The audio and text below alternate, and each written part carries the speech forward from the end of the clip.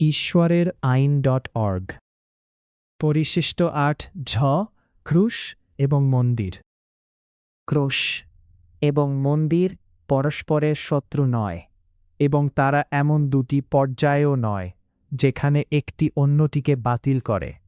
ঈশ্বরের আইন চিরন্তন। গীতসংহিতা ১১৯:৮৯, গীতসংহিতা ১১৯:১৬০, মালাখি ৩:৬। সেই একই চিরন্তন আইনের মধ্য দিয়েই মন্দির ব্যবস্থা, তার বলিদান, যাজকত্ব এবং শুদ্ধতার আইনসমূহ প্রদত্ত হয়েছিল। যীশুর মৃত্যু একটি আদেশও বাতিল করেনি, বরং তা প্রকাশ করেছে সেই আদেশগুলো শুরু থেকেই আসলে কী বলছিল। মন্দির ধ্বংস করা হয়নি বলিদান শেষ করার জন্য, বরং অবাধ্যতার বিচার হিসেবে।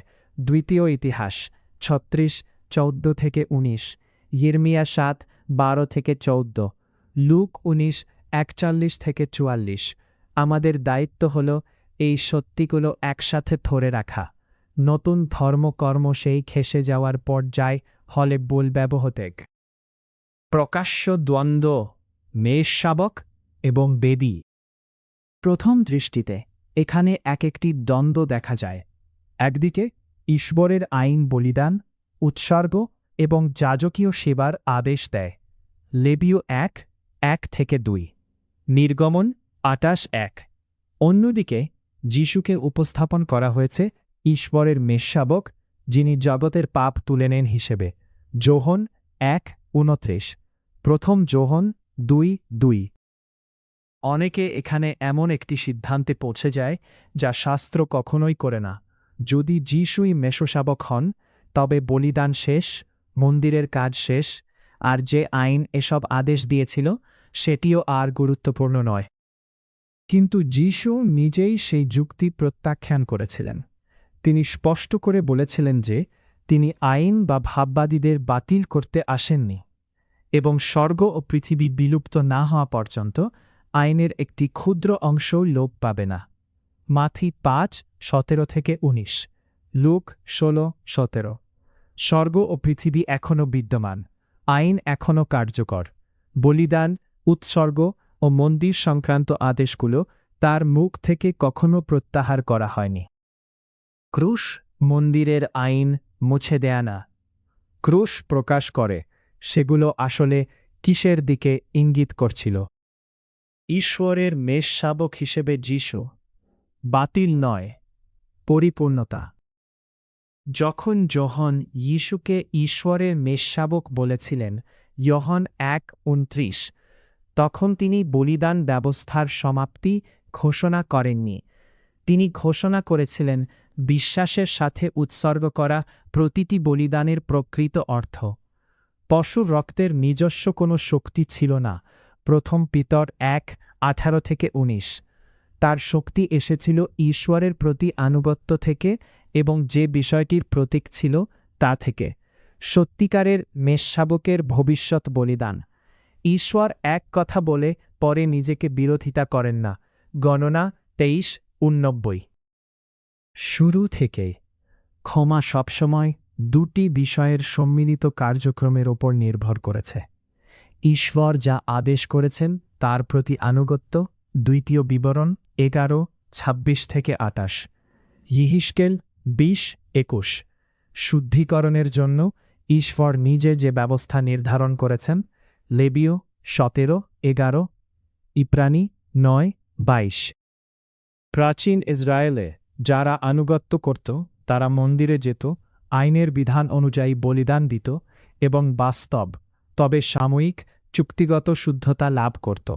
আজ যারা আনুগত্য করে তাদের পিতা সত্ত্বীয় মেষশাবক যিশুর কাছে নিয়ে যান চিরস্থায়ী শুদ্ধতার জন্য।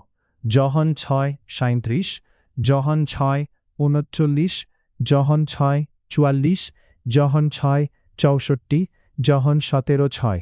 ধরনটি একই। ঈশ্বর কখনও বিদ্রোহীদের শুদ্ধ করেন না। ইসাইয়া ১:১১-১৫। যিশুই সত্য মেষশাবক। এই সত্য বলিদান সংক্রান্ত আদেশগুলো চিরে ফেলে না, বরং তা প্রমাণ করে যে ঈশ্বর কখনোই কেবল প্রতীকের সাথে খেলছিলেন না। মন্দিরের সবকিছুই ছিল গুরুতর এবং সবকিছুই বাস্তব কিছুর দিকে নির্দেশ করছিল। ক্রুশের পরেও কেন বলিদান চলতেছিল? যদি ঈশ্বরের উদ্দেশ্য হতো যিশুর মৃত্যুর মুহূর্তেই বলিদান বাতিল করা, তবে সেদিনই মন্দির পতিত হতো।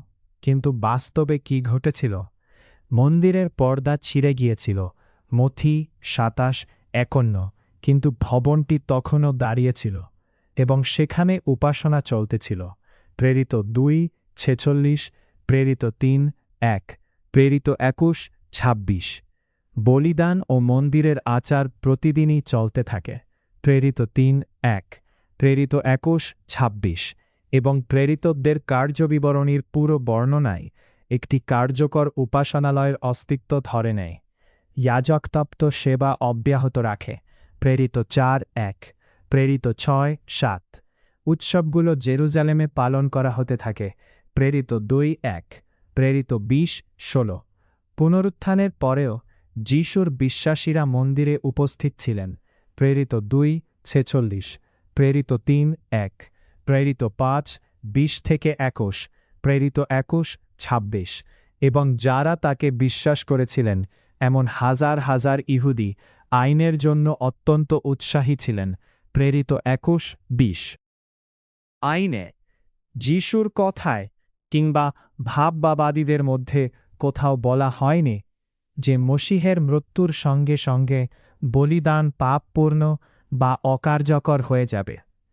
এমন কোনো ভাববাণী নেই যেখানে বলা হয়েছে, আমার পুত্রের মৃত্যুর পর তোমরা আর পশু আনবে না, কারণ বলিদান সম্পর্কিতা আমার আইন বাতিল। বরং মন্দিরের সেবা চলতে থাকে, কারণ ঈশ্বর দ্বিমুখী নন। গণনা ২৩:৮৯। তিনি যে পবিত্র বলে আদেশ করেছেন তা তার পুত্রের মৃত্যুর কারণে হঠাৎ করে অপবিত্র বলে গণ্য করেন না। যদি যিশুর মৃত্যুর সঙ্গে সঙ্গে বলিদান বিদ্রোহে পরিণত হতো, ঈশ্বর তা স্পষ্ট করে জানাতেন। ক্রুশের পরেও মন্দির সেবা অব্যাহত থাকার অর্থ হল ঈশ্বর কখনোই উপাসনালয় সংক্রান্ত কোনো আদেশ বাতিল করেননি। প্রতিটি উৎসর্গ, প্রতিটি শুদ্ধিকরণ আচার, প্রতিটি যাজকীয় দায়িত্ব এবং প্রতিটি জাতীয় উপাসনা কার্যকর ছিল, কারণ যেই আইন এগুলো স্থাপন করেছিল সেটি অপরিবর্তিত ছিল। বলিদান ব্যবস্থার প্রতীকী প্রকৃতি। সমগ্র বলিদান ব্যবস্থা তার নকশায় প্রতীকী ছিল। এই কারণে নয় যে তা ঐচ্ছিক ছিল বা কর্তৃত্বহীন ছিল, বরং এই কারণে যেটা এমন বাস্তবতার দিকে ইঙ্গিত করছিল যা একদিন কেবল ঈশ্বর নিজেই সম্পূর্ণ করবেন। যে আরোগ্যগুলো তা নিশ্চিত করত সেগুলো ছিল সাময়িক। সুস্থ ব্যক্তি আবার অসুস্থ হতে পারত। আনুষ্ঠানিক শুদ্ধিকরণও কেবল অল্প সময়ের জন্য বিশুদ্ধতা ফিরিয়ে দিত। অশুদ্ধতা আবার ফিরে আসতে পারত। এমনকি পাপের জন্য বলিদানও এমন ক্ষমা দিত যা বারবার খোঁজা লাগত। এসবের কোনোটি পাপ বা মৃত্যুর সুখাত হেবল সামান্ত সাময়িক হেবার, যেদিকে তার অদুক্ষম কর্ণের মন্থ তারা কিরকে করত, যা এই শিখাক দিকে কেবল ঈশ্বর নিজেই সম্পূর্ণ করবেন। যে বারবার খোঁজা লাগত, এসবের কোনোটি পাপ বা মৃত্যুর সুখাত হেবল সামান্য সাময়িক হেবার। অশুদ্ধতা আবার মৃত্যুর চূড়ান্ত অপসারণ ছিল না। এগুলো ছিল ঈশ্বর প্রদত্ত প্রতীক, সেই দিনের দিকে নির্দেশ করে যেদিন ঈশ্বর নিজেই সম্পূর্ণ করবেন। ঈশাইয় ২৫:৮, দানিয়েল ১২:২। ক্রুশ সেই চূড়ান্ততার পথ উন্মুক্ত করেছে। কিন্তু পাপের প্রকৃত সমাপ্তি কেবল শেষ বিচারের পরে এবং পুনরুত্থানের সময় দেখা যাবে, যখন সৎকর্মকারীরা জীবনের পুনরুত্থানে উঠবে এবং দুষ্টরা বিচারের পুনরুত্থানে।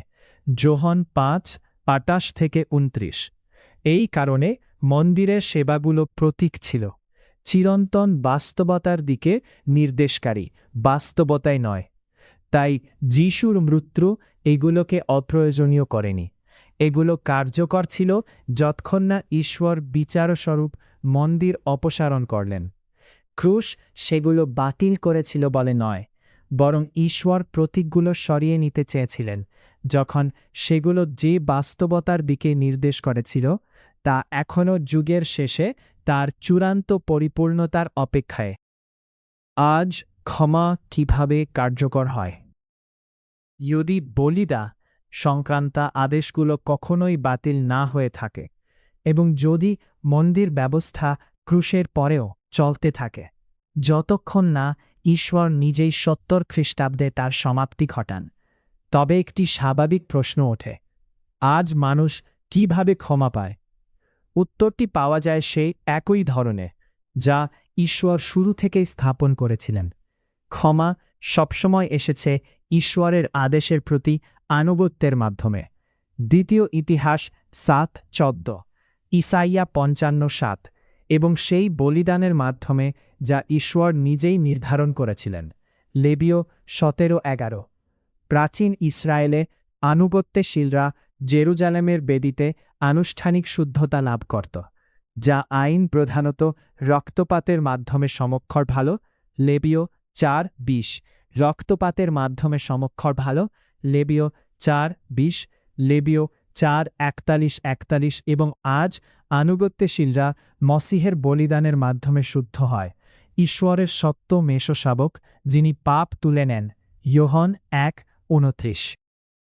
এইটি আইনের কোনো পরিবর্তন নয়। যিশু বলিদান সংক্রান্ত আদেশ বাতিল করেননি, মথি ৫:১৭-১৯। বরং যখন ঈশ্বর মন্দির অপসারণ করলেন, তখন তিনি সেই বাহ্যিক স্থান পরিবর্তন করলেন যেখানে আনুগত্য শুদ্ধতার সাথে মিলিত হতো। মানদণ্ড একই রইল। ঈশ্বর তাদেরই ক্ষমা করেন যারা তাকে ভয় করে এবং তার আদেশ পালন করে। গীতসংহিতা ১০৩:১৭-১৮। উপদেশক ১২:১৩। পিতা আকর্ষণ না করলে কেউ মসিহের কাছে আসে না। যোহন ৬:৩৭। যোহন ৬:৩৯। যোহন ৬:৪৪। যোহন ৬:৬৪। যোহন ১৭:৬ এবং পিতা কেবল তাদেরই আকর্ষণ করেন যারা তার আইন সম্মান করে। মথি ৭:২১। মথি ১৯:১৭। যোহন ১৭:৬। লুক ৮:২১। প্রাচীন ইসরায়েলে আনুগত্যি মানুষকে বেদির কাছে নিয়ে যেত। আজ আনুগত্যি মানুষকে মসিহের কাছে নিয়ে যায়। বাহ্যিক দৃশ্য বদলেছে, কিন্তু নীতি বদলায়নি। ইসরায়েলের অবিশ্বাসীরা বলিদানের দ্বারা শুদ্ধ হয়নি, ইসাইয়া ১:১১-১৬, এবং আজও অবিশ্বাসীরা খ্রিস্টের রক্তের দ্বারা শুদ্ধ হয় না, ইব্রানী ১০:২৬-২৭। ঈশ্বর সবসময় একই দুটি বিষয় দাবি করেছেন, তার আইনের প্রতি আনুগত্যি এবং তিনি যে বলিদান নির্ধারণ করেছেন তার প্রতি আত্মসমর্পণ। শুরু থেকে এমন কোনো সময় ছিল না যখন কোনো পশুর রক্ত বা কোনো শস্য বলিদান সত্যিকার অর্থে পাপী ও ঈশ্বরের মধ্যে শান্তি স্থাপন করেছে। সেগুলো ঈশ্বর প্রদত্ত আদেশ ছিল, কিন্তু সেগুলোই পুনর্মিলনের প্রকৃত উৎস ছিল না। শাস্ত্র শিক্ষা দেয় যে ষাঁড় ও ছাগলের রক্ত পাপ দূর করতে অক্ষম, ইব্রানী ১০:৪, এবং মসীহ জগতের স্থাপনার আগেই পূর্ব পরিচিত ছিলেন। প্রথম পিতর ১:৮৯-২০। এডেন থেকে আজ পর্যন্ত ঈশ্বরের সাথে শান্তি সবসময় এসেছে নিখুঁত, পাপহীন, একমাত্র জন্মিত পুত্রের মাধ্যমে। যোহন ১:১৮। যোহন ৩:১৬, যার দিকেই প্রতিটি বলিদান নির্দেশ করেছিল। যোহন ৩:১৪-১৫। যোহন ৩:১৬। ভৌত উৎসগুলো ছিল দৃশ্যমান চিহ্ন যা মানুষকে পাপের গুরুত্ব স্পর্শ করে অনুভব করতে সাহায্য করত এবং ক্ষমার মূল্য পার্থিব ভাষায় বুঝতে দিত। ঈশ্বর যখন মন্দির অপসারণ করলেন, তখন আত্মিক বাস্তবতা বদলায়নি, বদলেছে কেবল ভৌত রূপ। বাস্তবতা একই রয়ে গেছে। পুত্রের বলিদানেই অপরাধী ও পিতার মধ্যে শান্তি স্থাপন করে, ইসাইয়া ৫৩:৫। বাহ্যিক প্রতীকগুলো থেমে গেছে কারণ ঈশ্বর সেগুলো সরিয়ে নিতে চেয়েছেন, কিন্তু অভ্যন্তরীণ বাস্তবতা তার পুত্রের মাধ্যমে তার প্রতি আনুগত্যশীলদের জন্য প্রদত্ত শুদ্ধতা অপরিবর্তিত রয়েছে, ইব্রানী ৫:৯। কেন ঈশ্বর মন্দির ধ্বংস করেছিলেন? যদি ৭০ খ্রিস্টাব্দে মন্দির ধ্বংসের উদ্দেশ্য হতো বলিদান বাতিল করা, তবে শাস্ত্র তা স্পষ্ট করে বলত। কিন্তু তা বলে না, বরং যীশু নিজেই ধ্বংসের কারণ ব্যাখ্যা করেছিলেন, বিচার। তিনি জেরুজালেমের জন্য কাঁদলেন এবং বললেন যে শহরটি তার পরিদর্শনের সময় চিনতে পারেনি, লুক 19:41-44। তিনি সতর্ক করলেন যে মন্দির পাথর পাথর ভেঙে ফেলা হবে, লুক 21:5-6। তিনি ঘোষণা করলেন যে ঈশ্বরের দূতদের কথা শুনতে অস্বীকার করার কারণে গৃহটি পরিত্যক্ত হয়ে পড়েছে, মথি 23:37-38। এটি এমন কোনো নতুন ধর্মতত্ত্বের ঘোষণা ছিল না যেখানে বলিদান হঠাৎ মন্দ হয়ে যায়। এটি ছিল বিচারের পুরনো ও পরিচিত ধরন, যে কারণেই 586 খ্রিস্টপূর্বে প্রথম মন্দির ধ্বংস হয়েছিল, দ্বিতীয় ইতিহাস 36:14-19, জিরোমিয়া 7:12-14। অন্য কথায়, মন্দির পতিত হয়েছে পাপের কারণে, আইন পরিবর্তনের কারণে নয়। বেদী অপসারণ করা হয়েছে বিচারের কারণে, বলিদান অপবিত্র হয়ে গিয়েছিল বলে নয়। আদেশগুলো লিখিত রয়ে গেছে, চিরন্তন যেমন সবসময় ছিল, গীতসংহিতা 119:160, মালাখি 3:6। ঈশ্বর যা সরিয়ে নিয়েছেন তা হল সেই উপায়গুলো যার মাধ্যমে সেই আদেশগুলো পালন করা যেত। ক্রুশ আইনবিহীন নতুন কোনো ধর্মের অনুমোদন দেয়নি। আজ যাকে খ্রিস্ট ধর্ম বলা হয়, তার অধিকাংশই একটি সাধারণ মিথ্যার ওপর দাঁড়িয়ে আছে। যেহেতু যীশু মারা গেছেন, তাই বলিদানের আইন, উৎসবগুলো, শুদ্ধতার আইন, মন্দির ও যাজকত্ব সবই বাতিল হয়েছে। ক্রুশ এগুলো স্থলাভিষিক্ত হয়েছে। কিন্তু যীশু কখনোই তা বলেননি। তার সম্পর্কে ভবিষ্যদ্বাণী করা ভাববাদীরাও তা বলেননি। বরং খ্রিস্ট স্পষ্ট করেছিলেন যে তার সত্য অনুসারীদের অবশ্যই তার পিতার আদেশ, যেমনটি পুরাতন নিয়মে দেওয়া হয়েছে, পালন করতে হবে, যেমন তার প্রেরিত ও শিষ্যরা করতেন। মথি 7:21, মথি 19:17, যোহন 17:6, লুক 8:21। ক্রুশ কাউকে এই অধিকার দেয়নি যে তারা মন্দিরের আইন বাতিল করবে, পাসওভারের পরিবর্তে কমিউনিয়ন সেবার মতো নতুন আচার উদ্ভাবন করবে, দশমাংশকে যাজকের বেতনে রূপান্তর করবে, ঈশ্বরের শুদ্ধতা ব্যবস্থার জায়গায় আধুনিক সই শিক্ষা বসাবে, আনুগত্যকে ঐচ্ছিক বলে গণ্য করবে। যিশুর মৃত্যুর মধ্যে এমন কিছু নেই যা মানুষকে আইন পুনর্লিখনের অনুমতি দেয়, বরং তা কেবল নিশ্চিত করে যে ঈশ্বর পাপ সম্পর্কে গুরুতর এবং আনুগত্য সম্পর্কে গুরুতর। আজ আমাদের অবস্থান, যা পালন করা যায় তা পালন করা, যা যায় না তা সম্মান করা। ক্রুশ এবং মন্দির একত্রে একটি অস্বীকারযোগ্য সত্যে মিলিত হয়। আইন অপরিবর্তিত রয়েছে, মথি 5:17-19, লুক 17। মন্দির ঈশ্বরের দ্বারাই অপসারণ করা হয়েছে, লুক 21:5-6। এর অর্থ, যেসব আদেশ এখনও পালন করা যেত সেগুলো অবশ্য পালন করতে হবে, কোনো অজুহাত ছাড়া। যেসব আদেশ মন্দিরের উপর নির্ভরশীল সেগুলো লিখিত রূপে সম্মান করতে হবে, কিন্তু অনুশীলন করা যাবে না, কারণ ঈশ্বর নিজেই বেদী ও যাজকত্ব অপসারণ করেছেন। আমরা আজ বলিদান ব্যবস্থার কোনো মানবীয় সংস্করণ পুনর্গঠন করি না, কারণ ঈশ্বর মন্দির পুনরুদ্ধার করেননি। আবার আমরা বলিদান সংক্রান্ত আইন বাতিল ঘোষণাও করি না, কারণ ঈশ্বর কখনোই সেগুলো বাতিল করেননি।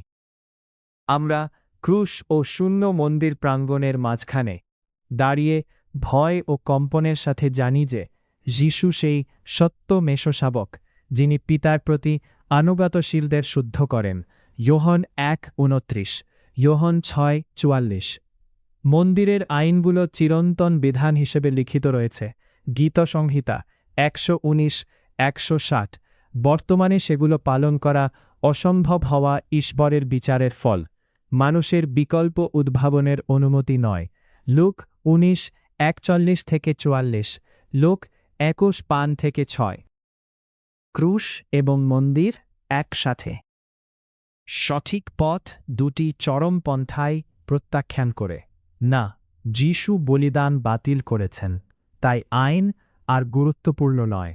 না, আমাদের এখন নিজেদের মতো করে ঈশ্বরের মন্দির ছাড়া বলিদান পুনর্গঠন করা উচিত। বরং আমরা বিশ্বাস করি যে যিশু ঈশ্বরের মেষশাবক, যাকে পিতা তার আইনের প্রতি আনুগত্যশীলদের জন্য পর পাঠিয়েছেন। যোহান 1:29, যোহান 14:15। আমরা গ্রহণ করি যে ঈশ্বর মন্দির অপসারণ করেছেন বিচার হিসেবে, বাতিল হিসেবে নয়। লুক 19:41-44, মথি 23:37-38। আমরা আজ যে প্রতিটি আদেশ শারীরিকভাবে পালন করা সম্ভব তা পালন করি।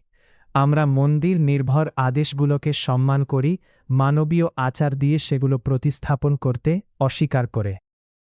ক্রুশ মন্দিরের সাথে প্রতিযোগিতা করে না। ক্রুশ মন্দিরের অন্তর্নিহিত অর্থ প্রকাশ করে। আর ঈশ্বর যা অপসারণ করেছেন তা পুনরুদ্ধার না করা পর্যন্ত আমাদের দায়িত্ব স্পষ্ট। যা পালন করা যায় তা পালন করা, যা যায় না তা সম্মান করা। যে আইন যিশু পরিপূর্ণ করতে এসেছিলেন, ধ্বংস করতে নয়, তা পরিবর্তনের অজুহাত হিসেবে কখনোই ক্রুশ ব্যবহার না করা। মথি 5:17-19। এই সিরিজ এবং ঈশ্বরের আইনের ওপর আরও অনেক গবেষণা পাওয়া যাবে এই সাইটে, ঈশ্বরের আইন.org।